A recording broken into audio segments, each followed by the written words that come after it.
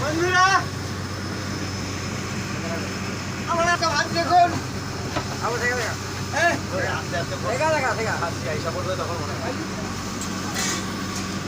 তো আমাদের পূজারি আমার রান্না করতেছে, দেখো তোমরা সবাই কি কি মাছের রান্না। এই তাওড়া মাছ, আর এইটা ইলিশ আছে, আর আর কি আছে? টিকা ভোলা আছে, টিকাওয়ালা, কমপ্লিট আছে। বাপ্পা কত সব। হ্যাঁ চলো রান্না করো তাহলে, হ্যাঁ, মাছকে পরিষ্কার করে শুরু করি। চলো বন্ধুরা, তোমাদের দেখালাম যে আমাদের ট্রলারে যে রান্না করে কোথায়, এবং রান্নার শাক কোথায় আছে, তো তোমাদেরকে দেখালাম। এই দেখো আমাদের পূজারি দাঁড়িয়ে আছে, এবং আর আমাদের এই যে রান্না হচ্ছে, এই যে আমার রান্নাঘর।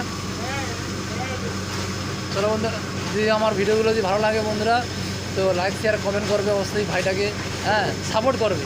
ওকে।